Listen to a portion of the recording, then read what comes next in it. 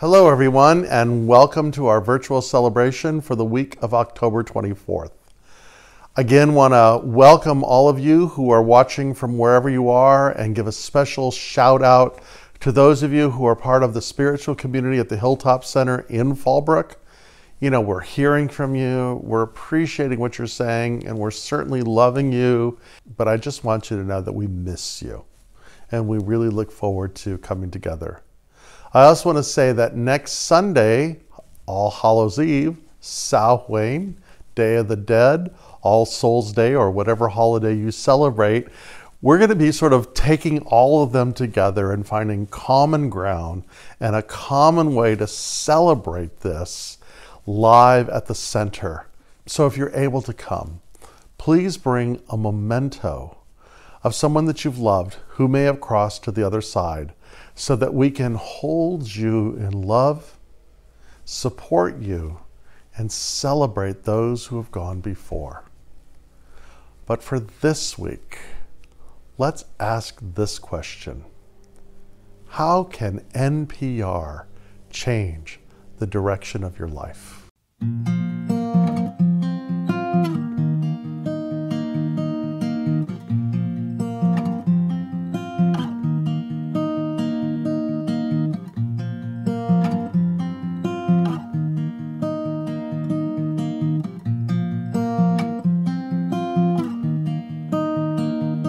Watch the feathers float around me. Well, they float to the ground and they don't make a sound. Will you be like the feathers and never hurt me? Well, I was born in a town of trees where the leaves in the fall fell on me. Will you be like the leaves and fall on me gently? Well, I am bound by this sense of lightness, and I can feel when the earth it moves like this, and when the rocks fall down there too heavy to bear. I'll need you to remind me it's not always like this.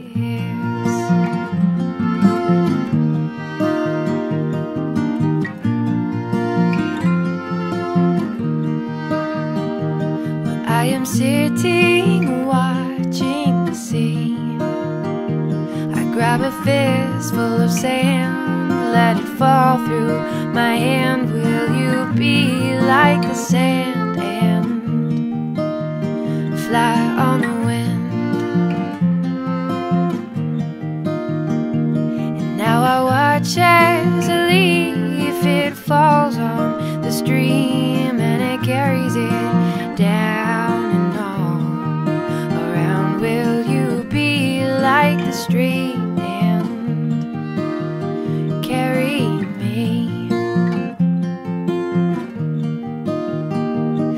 I am bound by this sense of lightness, and I can feel when the earth it moves like this, and when the rocks fall down there too heavy to bear. I'll need you to remind me it's not always like this.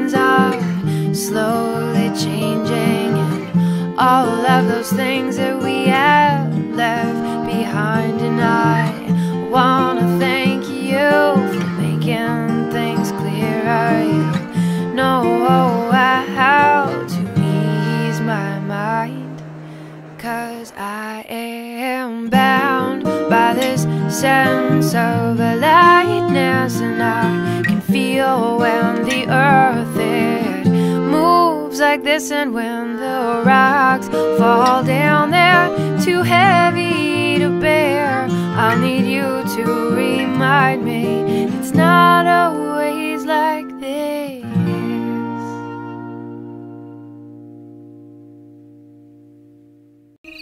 Oh, great Spirit, earth, sun, sky, and sea, you are inside and all around me. Oh, great Spirit, earth, sun, sky,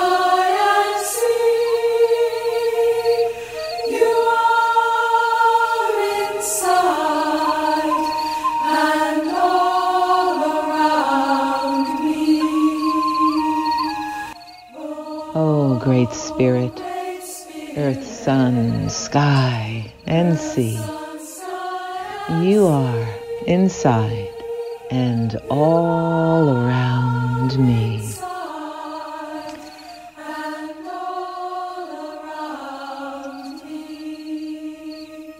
And it is to this Great Spirit that we open up our hearts for this 3-minute meditation, allowing ourselves to sit comfortably. And indeed, take several deep breaths, for as we inspire, we breathe in this Great Spirit, this love, this divine beingness. And as we exhale, we simply allow, and let be. Oh, Great Spirit, earth, sun, sky, and sea, you are inside and all around me. I sit in an open heart, for wherever I am in this very instant, this moment, this present moment, I can radiate my awareness to all that is. In this place of receptivity, I allow my mind to dwell on the elements of nature, on the beauty of earth and sun and sky and sea, on the receptivity that you are inside and all around me. I allow this truth to settle into my being, this truth always all-pervading. What is inside is all around me. We take these few precious moments, this sacred pause. Pause now. Pause now with me in this moment, and again in the next. We take a sacred pause to listen, to feel, and to breathe, and to acknowledge that this divine beingness is inside and all around me.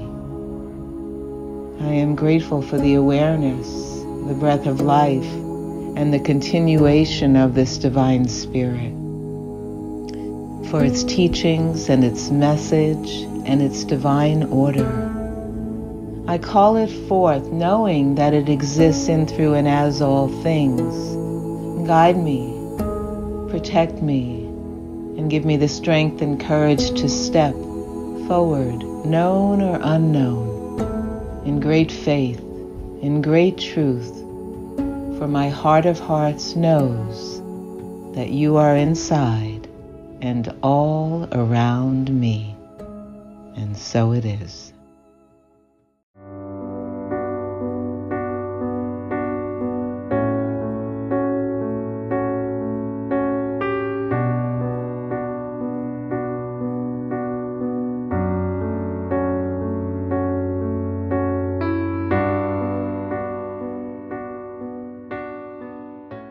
So I've been thinking a lot about this quote from Søren Kierkegaard, who says this: "Life can only be understood backwards, but it must be lived going forward." Let's ponder that for a minute. Life can only be understood backwards, meaning that we reflect, we pause, we look back, we remember, and yet it must be lived going forward. And so there's the fulcrum, right? That we live with observation, we live with memory, we live with reflection, with individualized acceptance, gratefulness of what was, and yet our thrust is to move forward.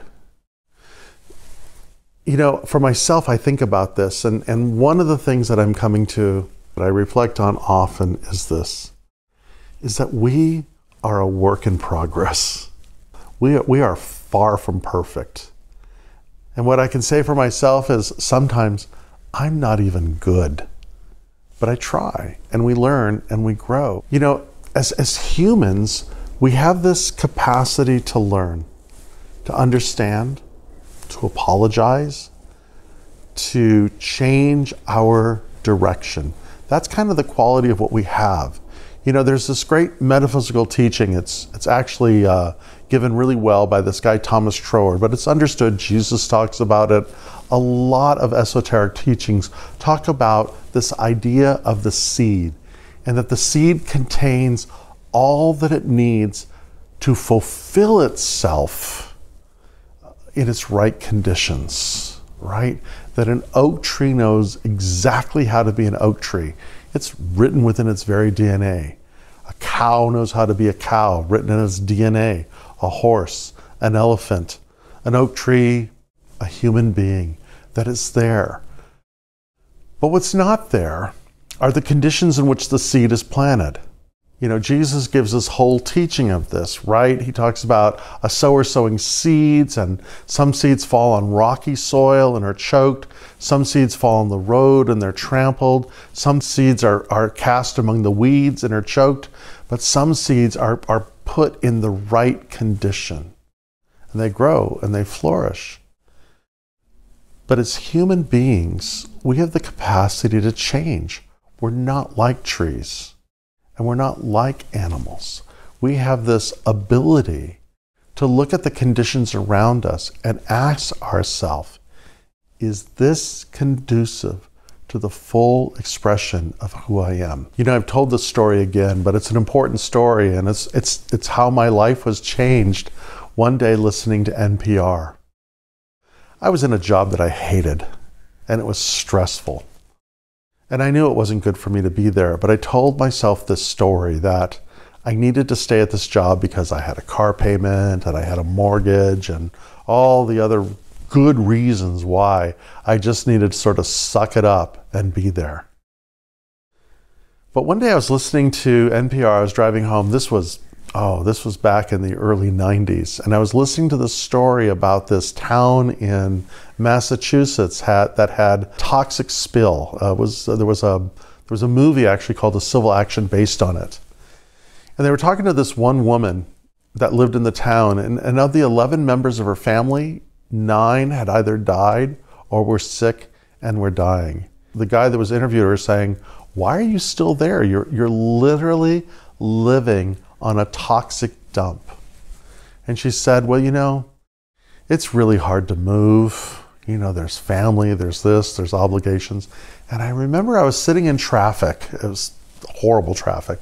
I was sitting in traffic and I was listening to her, and I was thinking to myself, who in their right mind would knowingly live on a toxic waste dump? If that were me, man, I'd be out of there. And then I started thinking about it. And then I started shaking, because the reality was this, is that I was living on a toxic waste dump. Now, it wasn't chemicals, but it was psychic. It was draining me. It was affecting my health. It was affecting my well-being. In reality, it would have affected my life. And I had told myself the story about why I couldn't move. And the reality was, I was giving the same excuse. Well, you know, it's hard to move when you got a mortgage, when you got this, when you got this, when you got that.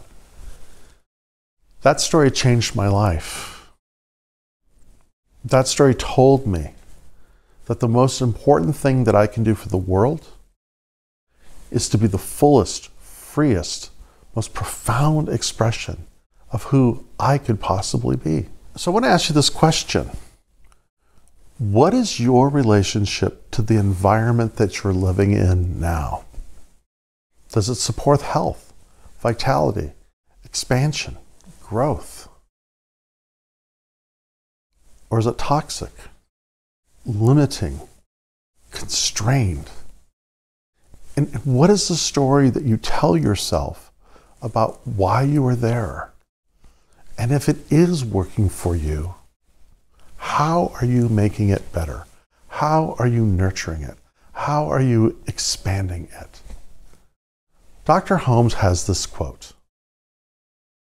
In studying our consciousness, we discover the intimate relationship between our mental life and our physical body, between our modes of thought and what happens to us. The pattern is not yet completely worked out, but enough has been ascertained to justify us in the assurance that without consciousness, so far as we are concerned, there could be no existence. So, this month we've been talking about, finding spiritual fulfillment in all of our relationships. We've been talking a lot about this 13th century mystic by the name of Francis of Assisi. And what he can offer us in this quest that we're looking at today, the story about our environment is this, is how to approach our environment from the relationship of kinship, of relationship, of feeling that we are connected to it and not separate from it. And by the way, this is a radical idea. It was radical then. It's radical now because, our world, the world that we've lived in, the world of history as we're looking back, has always said the same thing. It's separated us. It's compartmentalized us, right? There's the earth and human beings. There's our species and other species. There's male, female, gender, orientation, race, political affiliation, and now even if you're vaxxed or you're unvaxxed, we're looking at ways in our culture how to create separation. But what Francis is asking us to do is to look beyond those separations, but to see that we are one living family. Pierre Teilhard de Chardin says this, we are the heart and mind of a living planet. Think about that, right? You understand this. We are the heart and mind of a living planet. And what I know is this, is if the heart and mind are diseased, then the whole body is diseased. And we see that. But if the heart and the mind are well, are whole, then the whole body is whole and vital. And so today, more than ever, you and I, it's important for us to start acting like we are in kinship with every living thing and not separate from every living thing. So what Francis is talking about is how we dial back this sense of separation and rather to turn around and embrace, even if we're afraid. Even if we have resistance, even if there's a story running in our head. But to say that what overrides that is my love for this individual expression. And that when I find that level of kinship, what I find in reality is God. The 12th century mystic Meister Eckhart says this, anyone who truly knows creatures may be excused from listening to sermons, for every creature is full of God and is a book. Okay, that doesn't mean that you need to stop listening to me. But what it does mean is that if we pay attention, the divine will reveal itself in every living thing. So I want to tell a story, if I can, So recently I bought this new house. And for the first time in my life, there is this amazing, mature tree that lives on my property. Now, I've had trees here and there or whatever, but there's this tree that's in my front yard. It's magnificent. It must stand 60 feet high. It must spread out at least 30 feet. It's beautiful. And I have a relationship with this tree. I have a relationship to protect it, to nurture it. I speak to this tree every day. But just like Meister Eckhart says, I listen to this tree. And so here's a practice all of us can do. Think about your environment. Think about every living thing in your environment, whether it's a magnificent tree, and oh, by the way, this tree has friends. The whole neighborhood has these trees. Maybe you don't have a giant tree. Maybe you have a houseplant. Maybe you have a cat, a dog, a bird, a goldfish, a snake, whatever you may have, but whatever living being or other people, there's kinship with them. Are you willing to protect them? You know, there's this wonderful story of Francis who goes to the emperor of the Holy Roman Empire to protect a flock of birds. Are you willing to take a stand for those living creatures in your environment? Are you willing to protect them? Are you in relationship with them? Do you speak to them? Do you listen to them? Are you available to them? It's a big world, but each of us have what is ours to do. And I want to offer to you today, in closing, a poem. And I want to offer you this poem as a benediction, a good word, a prayer, if you would. It's from one of my favorite authors, the farmer and writer and naturalist Windleberry. The woods is shining this morning, red, gold, and green. The leaves lie on the ground, or fall, or hang full of light in the air still. Perfect in its rise and in its fall, it takes the place it has been coming to forever. It has not hastened here, or lagged. See how surely it has sought itself, its roots passing lordly through the earth.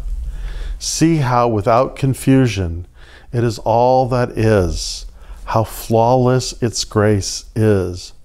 Running or walking, the way is the same. Be still, be still. He moves your bones, and the way is clear.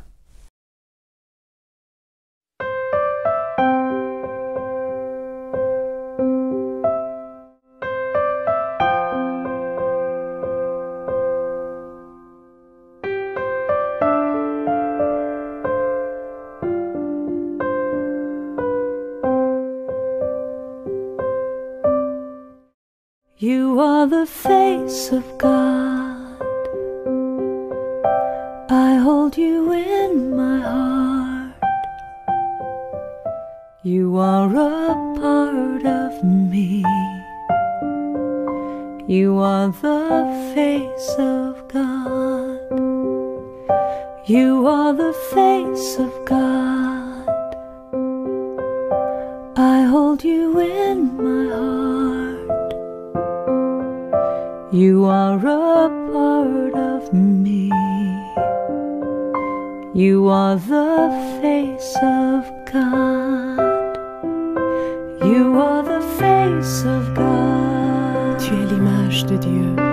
I hold you in my heart. Tu es l'image de l'amour. You are a part of me. You are the face of God.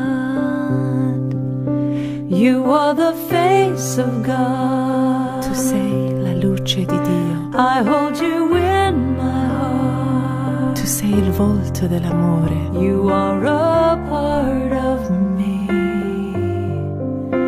You are the face of God.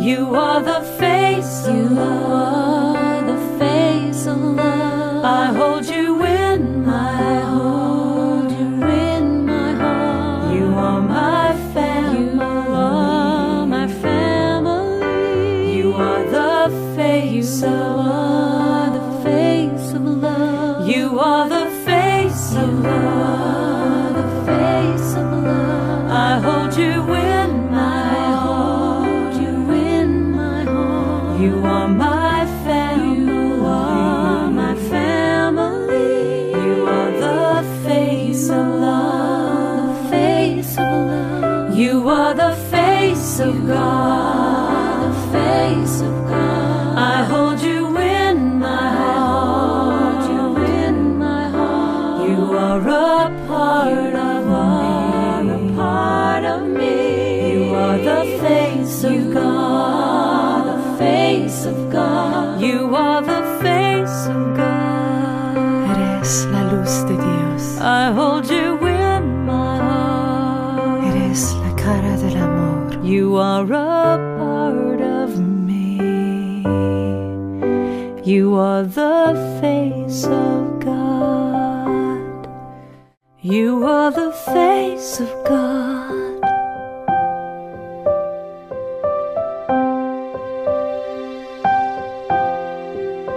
You are the face of God.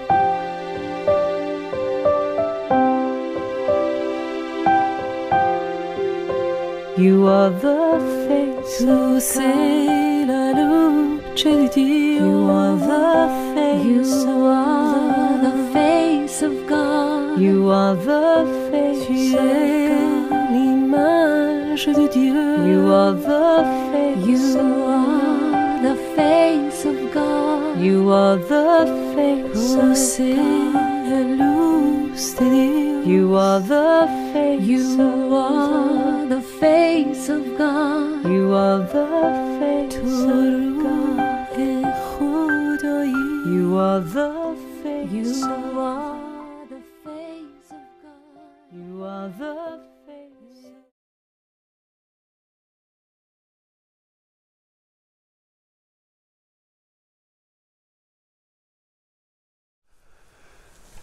And so again, thank you for being part of our spiritual community. Again, I want to remind you about Day of the Dead, Samhain, All Hallows Eve, however it is celebrated. We'll be doing something virtually for that next week. If you're able to come to the center here in Fallbrook, please do so. But again, thank you for your continual and your generous support in allowing this mission, this endeavor, this great work of love to expand across the world. And so, my dear friends, to those whom you love and those whom you receive love from, I wish you many, many blessings.